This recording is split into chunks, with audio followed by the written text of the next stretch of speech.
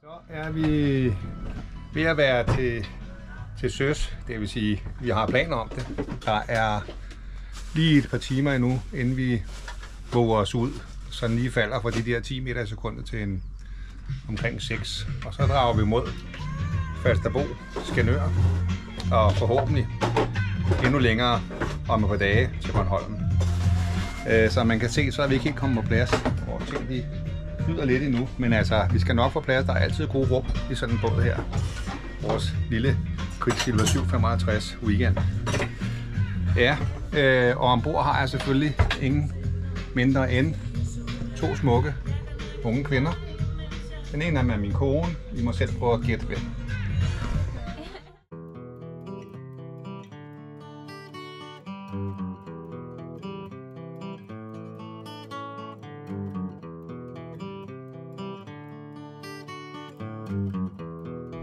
Så er det afrejse over mod Falsterbo fra Køge Marina. Vi har 8 meter i sekundet. Vandet ser jo fint ud her. Vi ved ikke, hvordan det bliver, når vi kommer længere ud, men alle er ved godt mod. Kursen er sat, så vi tænker, at det skal nok blive en god tur. ETA i Falsterbo siger cirka klokken 9, vil jeg tro. Ja, det skal vi. Vi har også lige vores lille ydermand der. Han stod der og troede, han skulle hoppe rundt. Det skal han ikke. Ja. Og så har vi mig. Farvel, Køge Marina. Og så har vi hvem her? Mig. Er det kaptajnen? Skal du tage båden lidt? Lige om lidt. Okay.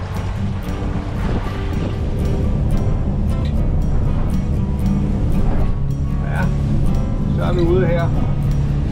Godt på vej. Forbi man kan godt høre, det bomber lidt. Nu nærmer vi os Skanør. Der har været lidt pumpet vand. Der er ud af vandet. Så er vi ved indsejling. Altså hvis man er den her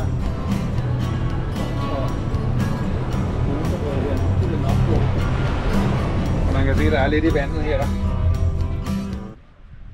Ja, så er vi nået til Skanør Havn, og det er heldigvis blevet solskin i dag og mindre vind. Der er godt fyldt, men som sagt skal man jo bare komme. Man kan altid finde en plads. Folk er så hjælpsomme. Vi skal ud og cykle. Vi skal ud og cykle i dag, og vi har lige lejet nogle cykler. Hej!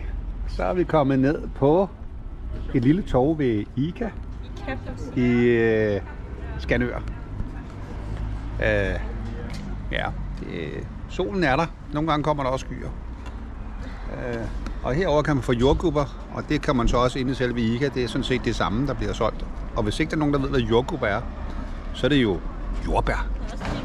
Ja. Så er vi lige på en lille kort cykeltur, efter at have været inde og handle. Skal vi lige ned og se, der er nogle meget, meget sjove små strandhuse, som ser pæne ud. Dem går vi ned og ser. Vi har hunden med. Han er ikke vildt glad for at sidde oppe i den lille kur, men det går. Han er også ret dygtig.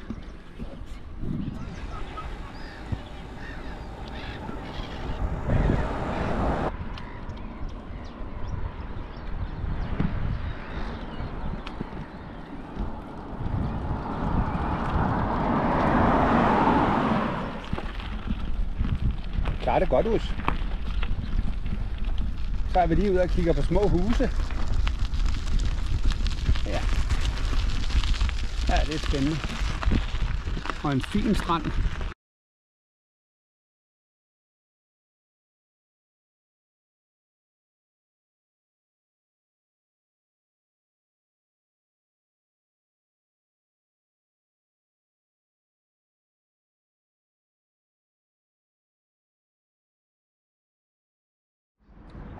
Så nåede vi lige til Falsterbo-kanalen.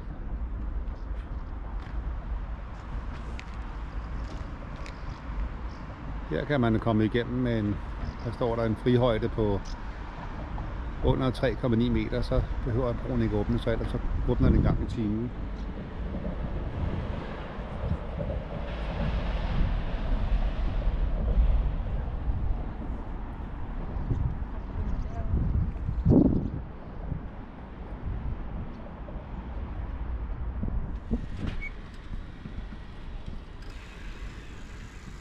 Så lige ude langs lystbådene ved Falsterbokanalen.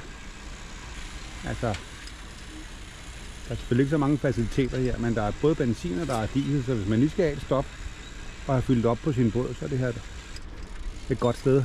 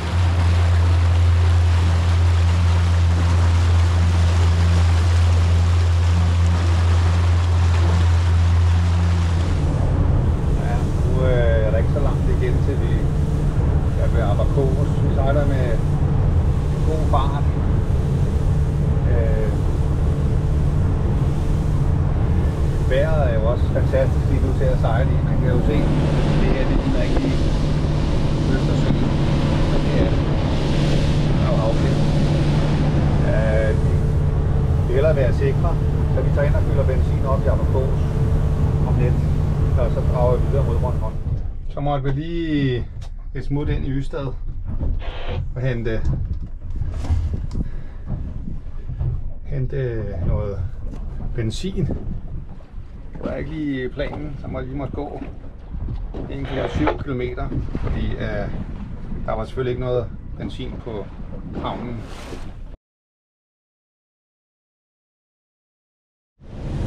Så er vi godt på vej mod Bornholm. Vi kan skimte det i det fjerne. Det er ikke let at se, men hvis man lige kigger, kan man se ud i horisonten, at der er et eller andet. Det er også det ene. Hvad så, er vi godt mod? Yep. Ja. Og så er der gamle jordbær, eller er de og der ligger også bare til tabule, eller hvad? Ja, det går godt. Det er en god tur. Og havet siger 6 sekunder, det er selvfølgelig også noget, men det går fint. Vi holder en steady fart på 21,5-22 km.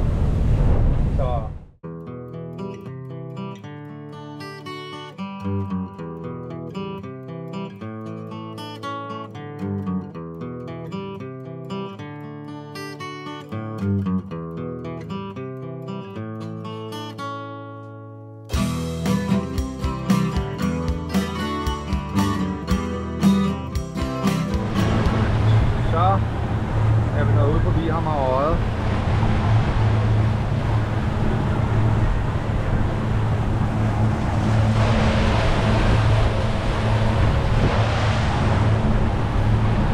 Og tager til Allinge. Og hygge i Bokbittet.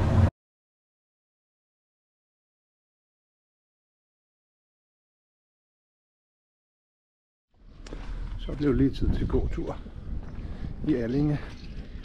Små hyggelige gader.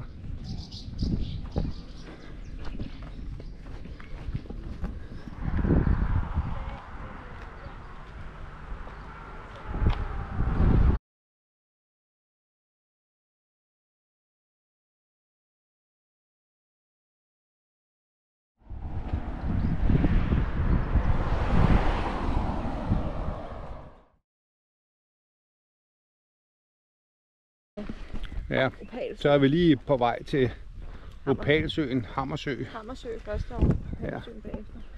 Meget, meget smukt i dag. Lidt interessant at se, om nogen tør hoppe ud.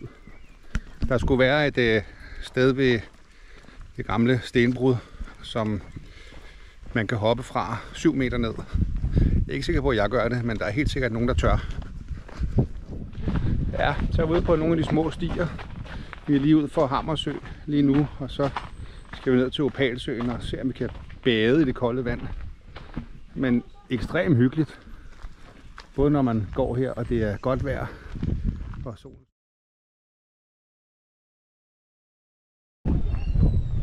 Så er vi ved Palsøen. Det er rimelig velbesøgt i dag. Det er meget dybt og lækkert. Jeg kunne lige se nogle fisk dernede. Det vil sige, at hvis man er god til at dykke, kan man fange.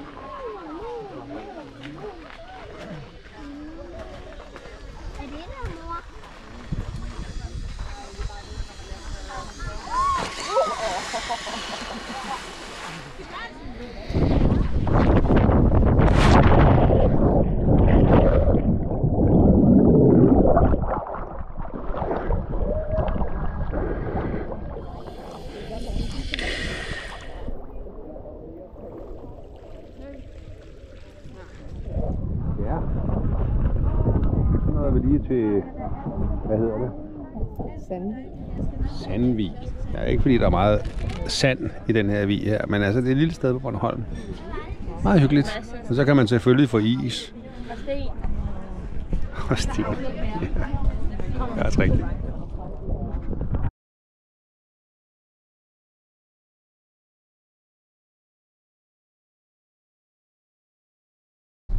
Så er det afsted fra Allinge mod Tegn.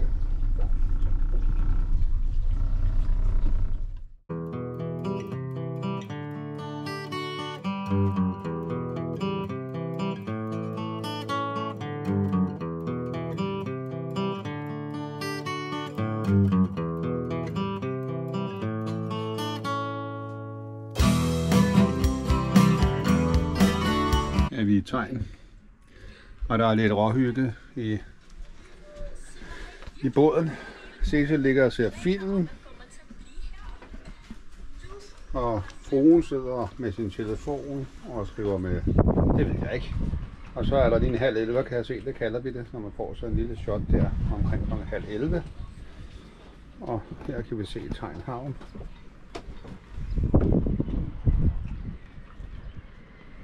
Ikke den mest opløftende havn.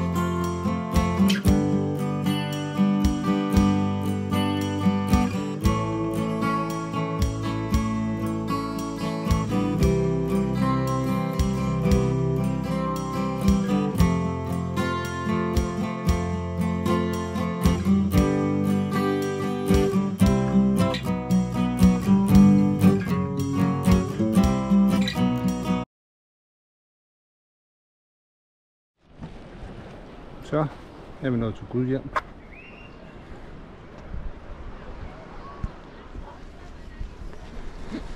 Ja.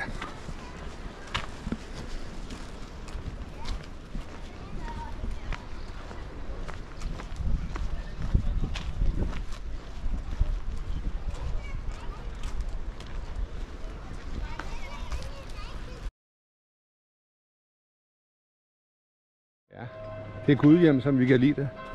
Sol og gang i den. Der er fuldstændig proppet. Der kan ikke være flere. Nu går jeg ud og bader. Ja, så er vi i Gudhjem. Og så skal vi lige have en lille dukkert. Der er nogen, der har fundet et godt spot. Vi er klar til at hoppe i. Er du? Okay, vi prøver. Se hvad der sker.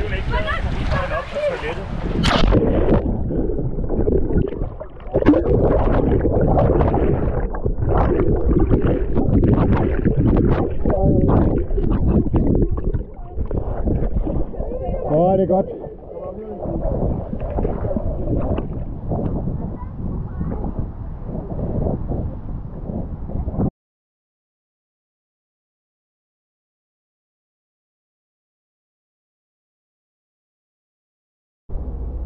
Ja, der har vi så skibet.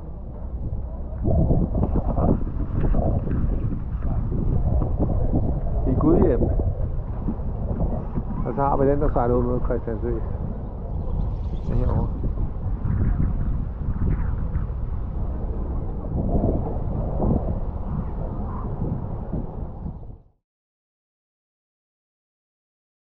Så nåede vi til Svannika, og havnen her, den ser således ud på dagen. Desværre lidt alger i vandet.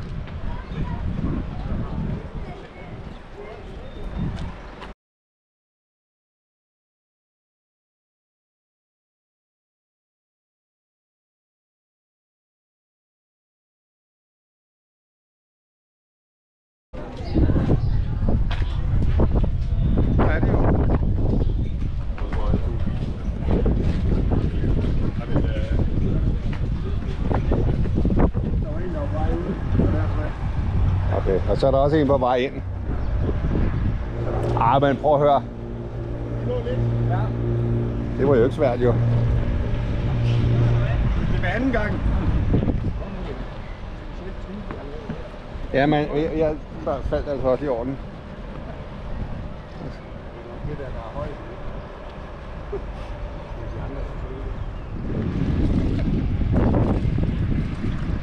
Ej, det går fint. Der er masser af plads.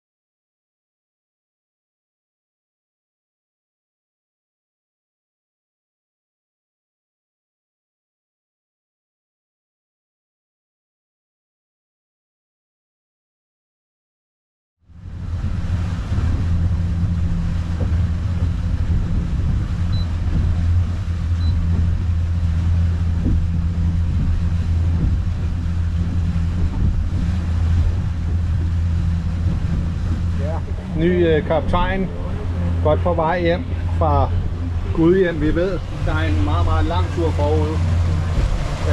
Vi starter lige stille og roligt, fordi vinden skal skifte lidt senere og blive lidt mildere.